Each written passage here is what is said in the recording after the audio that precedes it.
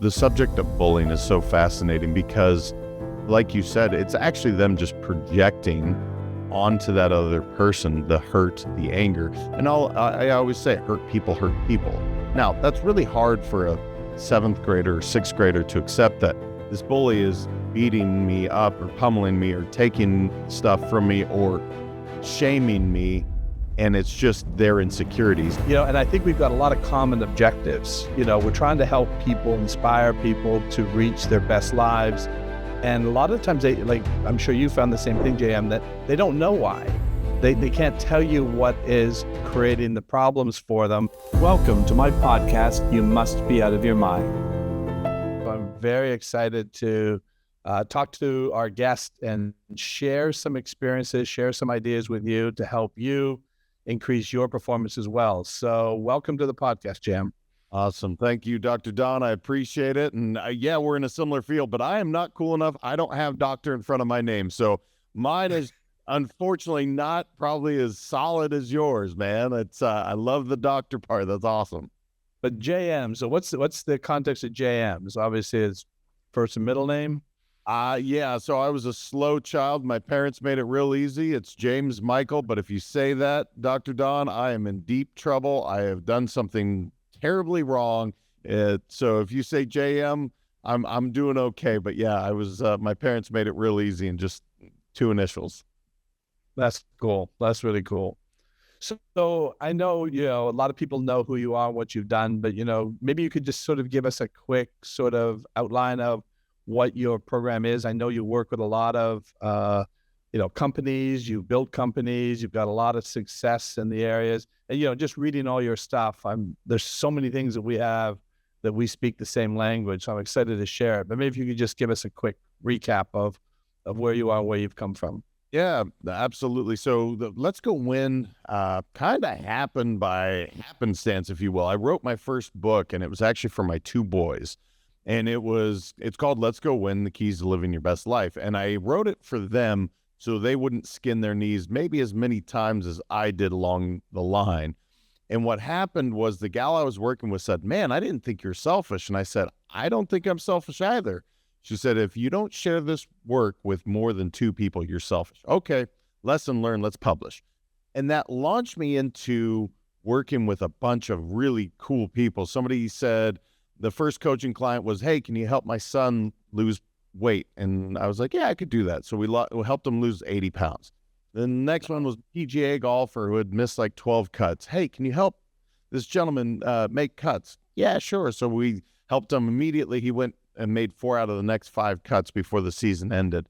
And so it just launched me into what I'm truly passionate about, which is inspiring people to live their best lives. However that looks, whether that's in business, which is my focus. I deal primarily with teams, entrepreneurs, and leaders. But truth be told, the system is really simple, in my opinion, but it's just allowing people to unlock their full potential to really achieve more than they thought was possible. And so every single day, Dr. Doc, I get to wake up and work with people on their dreams. I get to work with people to inspire them. They inspire me. And it's just so cool. As you know, man, I love the brain. I'm fascinated by it. I am not a doctor, as I said, out of the gate. But I'll tell you what, I've read so many neuroscience books. I'm just fascinated by how the mind works and how we can help trigger to and facilitate things, just simple little tools that we can do to really unlock our potential. Well, it's a great segue into what I was going to say. It's the same thing as I always talk with, if I work with athletes, I'll say, and even CEOs, we all have another gear. What's interfering with our ability to reach that gear? And from what I have found from my research, it's generally traumatic events or experiences that they've had in their lifetime that continue to loop.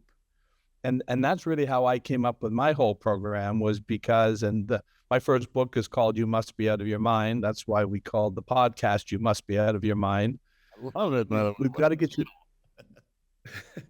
get you out of your mind, the way your mind has been working, because it's dealing with a lot of older events that are interfering with your ability to stay present and in the moment.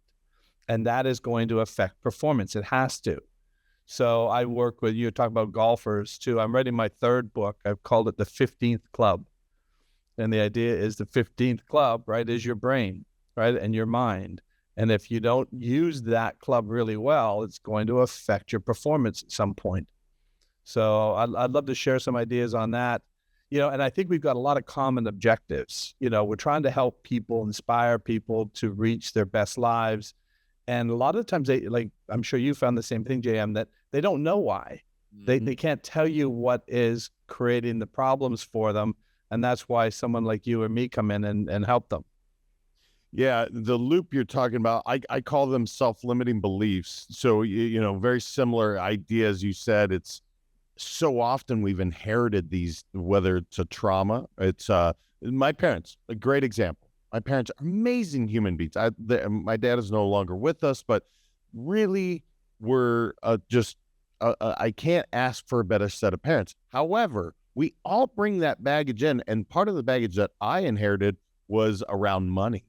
And so my dad, I remember when the first time I made over 7 figures in a year, I felt horrible, Dr. Don. I felt like the lowest that you can feel, which is a really fascinating thing. And not that money is not my driving factor. It never has been.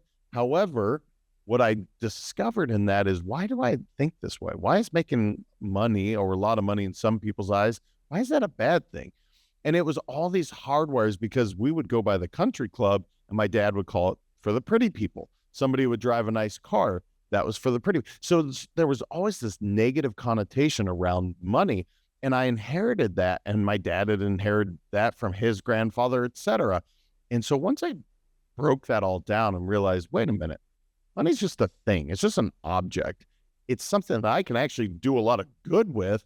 And once I did a lot of work, I figured out for myself, and I'm just speaking for me, that was one of my self-limiting beliefs, because of these things I inherited, because of these limiting beliefs that I inherited. And once I was able to get past that, it's like, I could do so much more, but I didn't know where it came from until, like you said, you really dive in, you figure out where that came from. And that takes some work, not necessarily a lot of work all the time, but for me, it took, several years of diving in to figure out what was going on with me.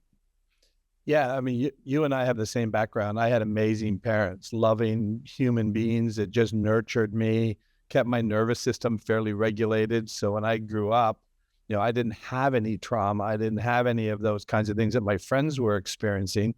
And I thought all my friends had my parents, right? And they didn't, because nobody talked about it. Nobody shared those things. But a lot of my friends were dealing with emotional, physical, sexual abuse that I had no idea even existed. And that's really how I developed the program. Is when I met my wife, I realized she was living in a different world with a very violent, angry father. And we met at 18. So I started to see the effects of that and the fear that she was always living in. But she was high functioning. So didn't get into drugs or alcohol. She just lived with this fear. And that felt normal to her. And it seemed so strange to me. I didn't understand that. And so that's really what I think a lot of people are dealing with. And not all of it is big T trauma, the obvious big T kind of traumas. The second book I wrote, JM, it was called Emotional Concussions. And that sort of sounds like what you just described. Your father wasn't intentionally trying to say anything to create a problem for you, but that had an emotional concussion on you that shows up later in life when you start thinking about money and success and things like that. But it was unintentional. So even with the best of intentions, as parents, we can say things that, if you think about, children don't have enough life experience to understand what that meant. So when your father said that, you put a whole bunch of meanings to that, because he's the authority figure, and how easily things like that can develop. And you think about, I know you do a lot of work with leaders, right? And that's a big area that you focus on. So can you see how a leader who's leading a company could have those kinds of, like we're talking about limiting beliefs, how that can happen? What do you see as typical kinds of limiting beliefs that show up, for even the best leaders? Yeah, man, that's a great question. I love this question because it is so prevalent. And the first one that comes to mind is the imposter syndrome. And it's amazing how often these really gifted, talented, wonderful human beings are and what they can bring to the table, but they can't or they won't allow themselves to because they don't believe that they are truly that person. For whatever reason, even though they have been, given the title, right, that they've risen to this level, they still don't feel like they are the leader that they truly are. And what's fascinating about is their intentions are actually amazing. They're pure, they're strong. And once I can unlock a little bit of, hey, man, I just want you to show up as you. That is the whole goal. And the reason I do that is because the minute I can get them to show up as their authentic self, because we all have it in us, somewhere inside of us, if you take off all the masks that we've put on over the years, trying to fit in, trying to look a certain way, once you can do that and that inner you comes out, it is so attractive. People will follow you through a brick wall.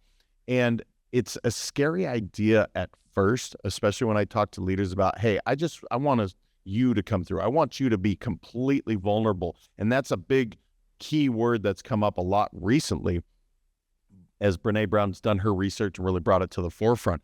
But when you get people to be truly vulnerable, to be themselves, then you start to see the leadership flourish. You start to see people really want to follow their lead and truly trust in their leadership. So it happens with virtually every leader I've met because we all start putting on masks. I don't know, fourth, fifth, third, sixth grade, it's somewhere in that area.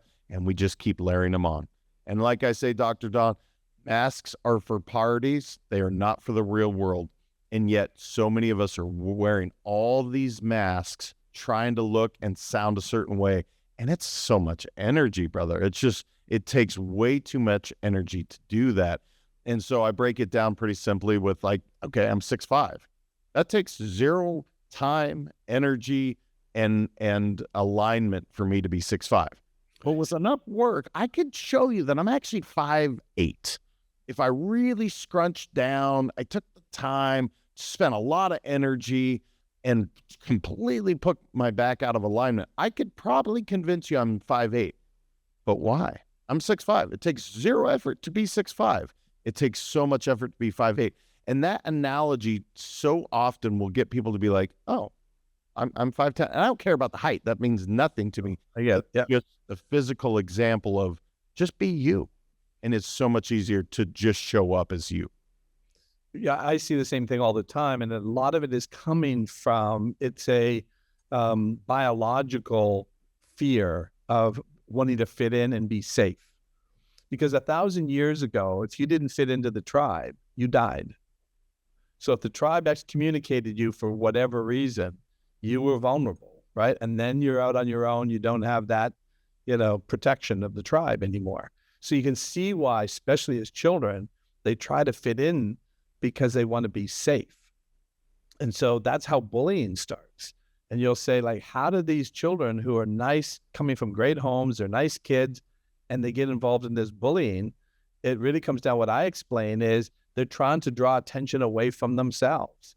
If we can pick on, Joey, and everybody's focused on Joey, they're not seeing my faults. They're not seeing my fears and the things that I don't do well. So let's just focus it all on that. Again, it's not intentional in their part. It looks intentional, but it's really coming from that ability and want to be safe. Because the number one fear for the human mind is uncertainty. We like certainty. And so if our world isn't certain, for children, it doesn't feel certain. The only thing that creates certainty are their parents. And so if you don't have, I've been on a podcast one time, and they asked me, what's the best advice you can give to parents? And I said, make your home safe. I grew up in that home. Sounds like you grew up in that home. That did more for our success than anything, right? Education and everything else. We grew up with a sense of safety. I felt safe in my home. Yeah, you're talking about the basic needs that we all have. And I so agree with you. And it is interesting. The subject of bullying is so fascinating because, like you said, it's actually them just projecting onto that other person the hurt, the anger. And I always say, hurt people hurt people. Now, that's really hard for a seventh grader or sixth grader to accept, that this bully is beating me up or pummeling me or taking stuff from me or shaming me, and it's just their insecurities. That's a lot for a seventh grade kid. Exactly. But it's true, right? And Yes. today, I love what you said earlier about staying present, and it's one of my favorite subjects because these creative minds that we have, they're incredibly creative, but they're also incredibly destructive. And so as you work with, and as you said, keeping people present, it's so key for all of us. Like, I have a couple things going on right now personally that they try, man, it pulls me away. And in the moment, my thoughts will run wild and I'll create some thing that doesn't even exist. And I have to say to myself, stop. And then I'll either write about it, meditate, whatever I need to do, whatever tool I use, but to stop that incessant chatter so that I can actually be fully present with my kids, with you on this podcast, with my spouse. And so often people are physically there, but they're mentally so checked out. So I loved what you said about keeping people present. And that's some of the most amount of work I spend on with people, is keeping people present in the moment. Because my saying is always the same: past is pain, future is anxiety, present is everything. That's Lao Tzu. That's not me. But I just simplified a little bit to say, look, present is everything. And that doesn't mean all your memories are bad. That doesn't mean that all your stuff in the future is anxiety. That just means if you can stay in the moment now, what an amazing life we can create. Yeah, it's especially true when I work with athletes. Golf. Let's take golf as an example. There's probably no better sport, right, to use that as an illustration of being present, because they tend to go off on their thoughts and they start thinking about things. And I said, what you have to understand is the comparison between the human mind and animal mind. Animal minds are 100% present all the time. They're only dealing with what's happening now. They don't. So I always say the zebra cannot feel fear of a lion unless there's a lion present.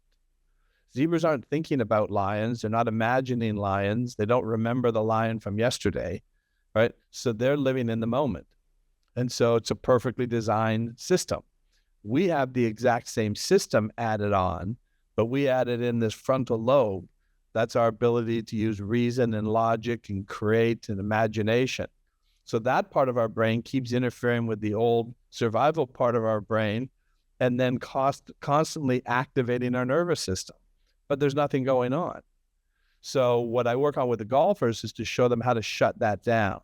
I love what you said with the incessant chatter, because my wife used to use that. The way she said it is, after going through our program, the chatter stopped. Mm. That was really, and not schizophrenic chatter, because that's something different. But it was that she never understood how I could just sit and be at peace and not really be thinking about anything and just chilled out. That made no sense to her. And so I didn't understand what she was dealing with because I didn't live her life. So I didn't understand that incessant chatter. But that's what a lot of people are dealing with, and they don't know how to shut it off. So you have to train the mind to do that. You have to go intentionally, right? And get the conscious mind. And what I say is I tell our people, allow thoughts to come in that have benefit, appeal, and possibility. Train your mind to do that. If a thought comes in that doesn't have benefit, appeal, and possibility, we reject the thought. Just like any other muscle, you're training your mind to only bring thoughts that have benefit, appeal, and possibility, because human brains are instinctively negatively biased, because that's the way we survived. But we don't have to do that. We're not living in the same world they lived in 1,000 years ago. So we can change that thought pattern, but you have to have intention to do it. Yeah, it's really interesting because my wife doesn't have the incessant chatter the way I do. Now, she came from more of a culture of not necessarily, they were loving, don't get me wrong, they were amazing human beings, but it's the Asian culture, so it was a little harder. It was not so much of a safe and put my arms around you culture as I did.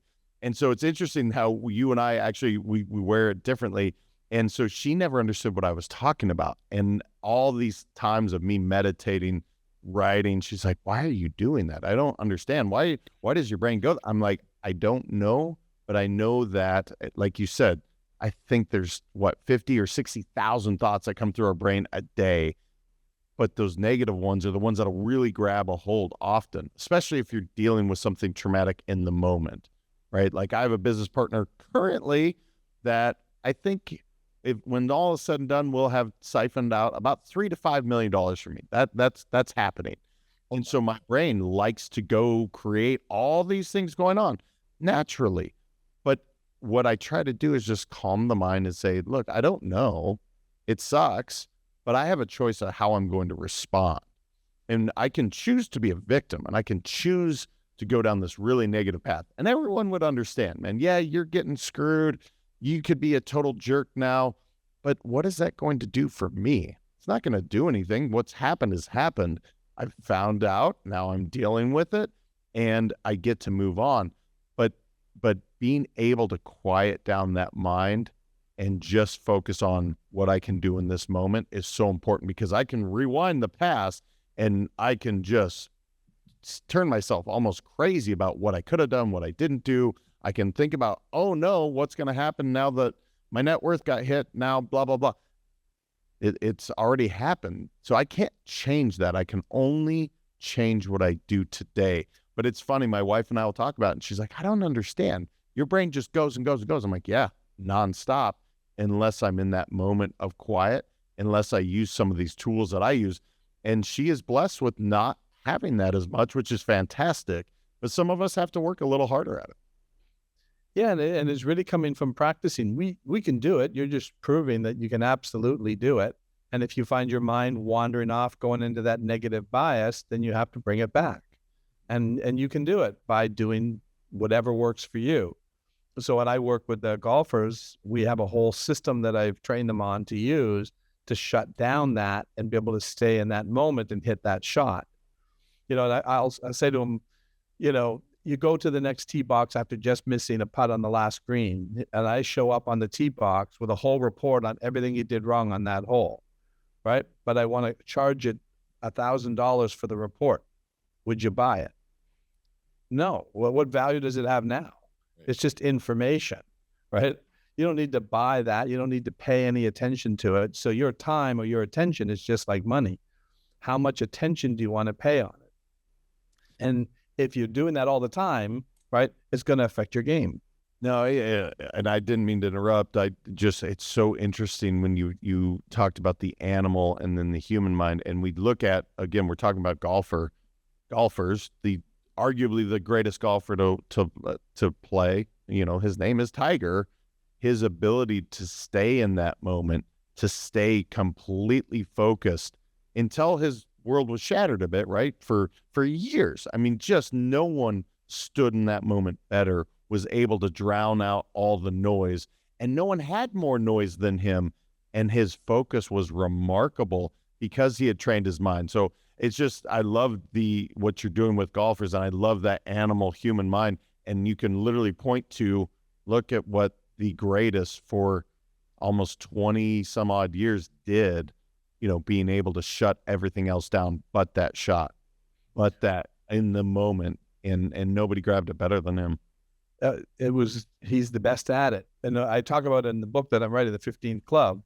I talk about, could you argue that there's been 3 better ambassadors that have changed the game of golf more than Tiger, Jack, and Arnie? And if you look at Tiger, right, his name Tiger, Jack was the golden bear, right, and Arnold was the king. They all have symbols in their name. That created a mindset in their mind. Tiger was the tiger, not only for Tiger's mind, right, but for his opponent's mind. So they would hear the roars of the crowd, right, when Tiger was making a charge on the back 9, right? I'll guarantee you Tiger won tournaments because people lost tournaments. They just folded. I mean, you just heard them talking about I remember hearing Matt Kuchar talk about the first time he ever played with Tiger. He says the hardest thing he had to do was to keep the ball on the tee when he was putting it on because his hands were shaking so much. He was one of the greatest golfers in the world, and he's so intimidated by this guy. And a lot of it, would he have been as intimidated by Eldrick Woods? I don't know. But Tiger definitely had a psychological advantage for Tiger, and I think against his opponents. Yeah, that persona is fascinating. I never broke it down that way with those three, but I would agree with you. They absolutely changed the game, all three of those. And it is interesting when I work with salespeople and often, in their role, because again, let's say, Tim has this maybe meek, maybe not as strong personality, but maybe if, I don't know, we call him the king or Bubba or whatever he wants, whatever that thing is, he can create that confidence in a different way than Tim. That is a tool that I've used with salespeople. As much as I want them to be their authentic self, sometimes in the moment to get sales going, you have to get that other persona in line first so you can start to believe that confidence. And it is interesting, and I know you do this work with them so often, it starts with just reconditioning our minds every single day. I do a mantra. My kids have done the same mantra every single day of their life. They won't go to bed unless they say it, all to condition their brain to be these things. And it's so often people didn't have those tools, or they still don't today, to know, what? Sometimes we have to tell ourselves exactly who we are, what we are, who our authentic self is, because we are under layers and layers of things people have heaped upon us or told us that we are. Yeah, and for sure. So what I do in our program is, first, though, we have two memory systems. Humans have an explicit memory system, and then the same memory system that animals have, which is that repetitive associative memory. Animals learn through repetition and association. They don't store details about events.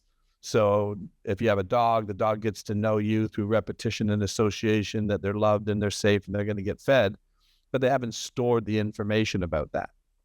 That's why I say you can feed your dog the same thing every day, because he doesn't remember eating that yesterday. That's a new meal to him. He's in the present. He's going to eat, right? We store all the details about that event and experience, and that's what's interfering with our ability to stay present.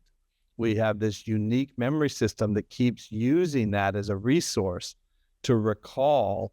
And so what I say is our mind's constantly doing Google searches about the current environment, and then saying, what do we know about these experiences, pulling in data from 5, 10, 20 years ago, and then activating a nervous system to create responses, thinking something's still happening. So that explicit memory system is creating glitches and error messages for us.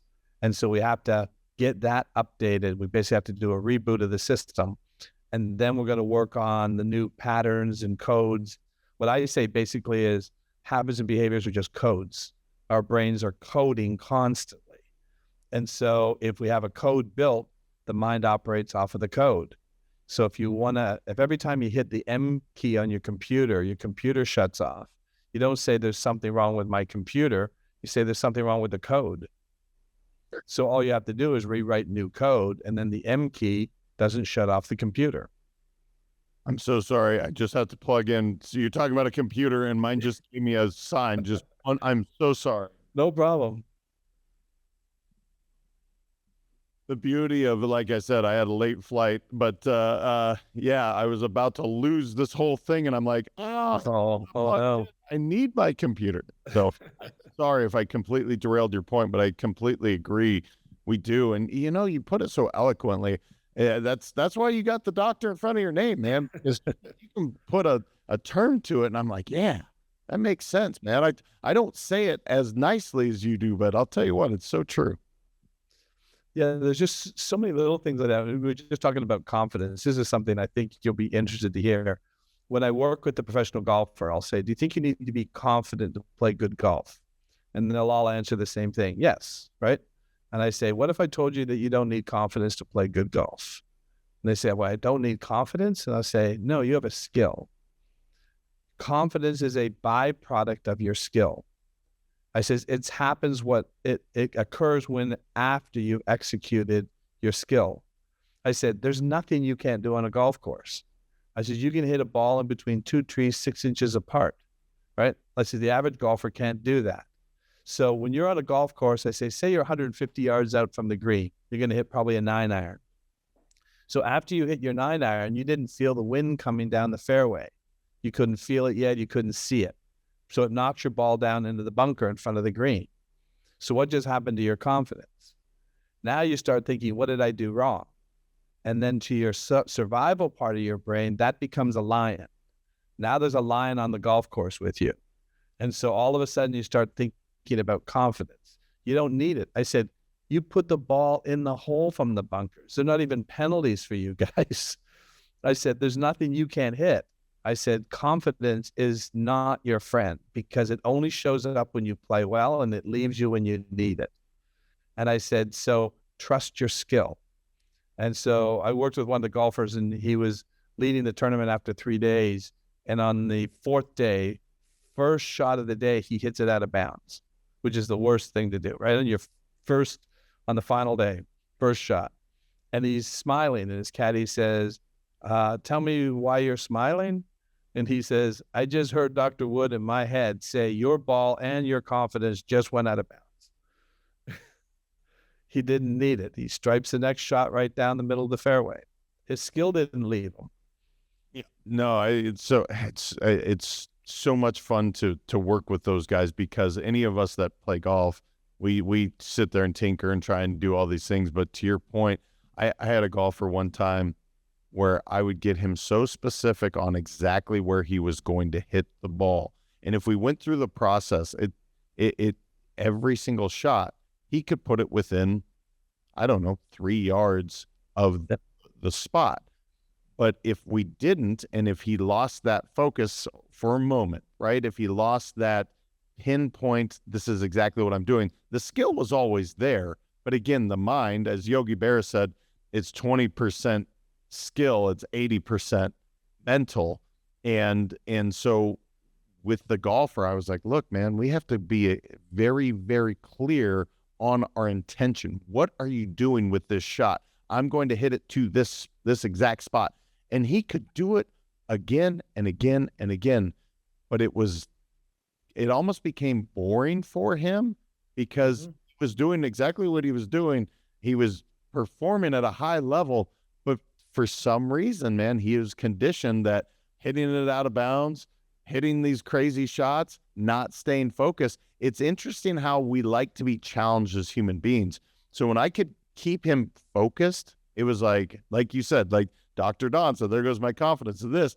That's a great tool for him to just laugh and say, I had a brain fart. I just literally there was a glitch. And but they have the ability, unlike, most of us, if I was playing golf, I don't have that ability to hit it to the third tree, 225 yards, over the bunker. I don't have that ability. I'm trying to hit the club face and I'm hitting in a general area, but they do. And it's just, they're fascinating people to work with. There's such incredible athletes, and the average person watches it and go, oh, how could he miss a putt like that? Or how did he make that mistake? You just have no idea. Those golf courses are set up so much tougher than what we're playing. I don't know if you remember, this was years ago when Tiger Woods won the Canadian Open. He hit that shot out of a bunker over the water. Iron. It's one of the greatest shots I've ever seen. Yeah. Did you see the commercial they did after that? I loved it. Called the commercial, but I don't remember how. I think it was a 7-iron, but it was. I don't know how. It was 6. I think it was a 6. Was it 220 yards or something? Well, that's why I'm questioning the club, because I'm like, how can you hit the ball that far, that precise with that element? It's one of the greatest shots I've ever seen. Well, what I loved about the commercial, though, Nike did a commercial on it, and they said lessons with Tiger Woods. And then he comes up and he says, I'm going to show you how to hit a 220-yard 6-iron over water, right? And he gets into the bunker. As you get in the bunker, you take your 6-iron and you hit it 220 yards. End of the lesson. Like, That's all you have to do. You know what's so interesting too, and if you want to mess with your buddies and you want to make a few more dollars on the golf course, not the same shot, but let's just say you're approaching a hole and there's water. If you want to help put your opponent in the water, just say, hey, look, make sure to watch out for that water on the right. And the majority of the time, that amateur is going to immediately put it right in that water, unless they're able to focus their mind. That's how easily we are swayed, and that's how powerful our minds are, as you know, Dr. Don. It's like the body wants to perform what the mind is telling it to do. So if the last thought is don't put it in the water, guess where that ball's going? Your body is going to follow what your mind just said, which is, oh, I'm going to the water. Even though you said don't, you said water, that's exactly where it's going to go. Yep. And that's what I always talk to them about. What's the dominant thought? So if the dominant thought is water, then the mind focuses on the water. And I remember hearing a guy talk about one time he was playing with Lee Trevino, and he says he knew Lee Trevino, was going to try to get into his head, take his money. And he says, so I'm aware of it. He said, and he was a psychologist. He goes, I know how this is going to work. He's not going to get in my head. And he says, for the first 9 holes, he says, Lee Trevino's complimenting him. Great shot. Really good. Love the way you did this. Right? And he keeps waiting for it and nothing. He says they get up on the 10th hole, which is a carry, about a 200-yard carry over the water from the tee. And so he gets up on there, and Lee Trevino, as he's getting ready to get up to hit his shot, Lee Trevino says to him, do you inhale or exhale on your backswing? He says he put the ball straight in the water, right? That's all he had to say to him, right? It just messed up his entire swing. Yeah, Trevino, the true Texas hustler, man. That got that legendary stories about him. I love how much we could talk about golf because A, it's so fascinating to the work that we do, but B, they are remarkable and how much the mind in that specific sport and all sports, but because it's such a quiet, the ball doesn't move, which is different than every other sport, how much this 6 inches gets in the way. Yep. And I know you talk a lot about leaders because you work a lot with leaders. And I love what you had said about vulnerability. Do you find that the best leaders are the most vulnerable leaders? 1,000%. Lasting. So the example I'll give, and this guy has been beat up through the years, but the example I'll give is Lee Iacocca of what not being vulnerable is. This man was a rock star. He was a king. He was a god in so many CEOs' worlds, especially in the auto industry. And once that was cracked and he wasn't able to take the failure, I mean, it was just a quick downfall. And he's such an interesting person to look at because, again, that would be although he had meteoric rise, the fall was as severe. And so, yes, to answer your question, I tell them about this gentleman, especially younger leaders, if they've never heard that name, because I want them to understand how important being vulnerable is, how you want to empower everyone around you to actually take your job. That is your goal, is to replace yourself. And that's a scary proposition for a leader out of the gate to say, what do you mean? You want me to train somebody to take my job? You want me to empower them to, and I'm like, absolutely. Because if you're not doing this, now what can you be creating for your company? And when they finally really buy into the idea, or the great leaders that are already doing it, it is so fun to work with because, again, there is no scarcity mindset. It's all abundant. There is no lack of confidence. They are as willing to be a follower as they are to be a leader. And that's such a misnomer with leaders. If you think you have to have all the right answers, what a boring place to live. Yep. No one has all the right answers. And so the first thing, if you can be vulnerable enough to say, I don't know the answer. That is one of the best things when I see a leader say, I don't know. I'm like, okay, cool. We're working with someone. But if they'll make up something or they come up with, they don't answer the question, they veer off. I'm like, no. you don't know the answer. That's okay. No one does. And so when you can be vulnerable enough to say, look, I don't know all the answers, but I have someone on my team that can, or will find that answer. But when you're able to be that open, that's when real leadership, real team building, and the dynamics of that team are going to be so strong. That's why when I read that and the stuff about you, that's why I said, that's why I know you're a great, um, you're going to help so many people, because if you have that mindset that it's okay to be vulnerable, most people would think that that's scary and that you shouldn't be vulnerable because you can be hurt. When I read that you teach that, I said, I can see why you're successful, because you're going to get the best leaders that way. Do you know Joe Polish? Have you heard of Joe Polish? He I, started the Genius Network. I don't know him, no. Probably the best networker I've ever met. And the guy's incredible. He knows everybody. So I'm a member of his network, the Genius Network. And the thing that I love about it is Joe is so successful. He's so well connected, knows everybody, but he's the most vulnerable guy you've ever met. He talks about the things that he dealt with. He's very open about his addiction issues that he had at one point. He jokes. He is self-deprecating humor, constantly joking about his insecurities and things that he doesn't do well, and yet very, very successful.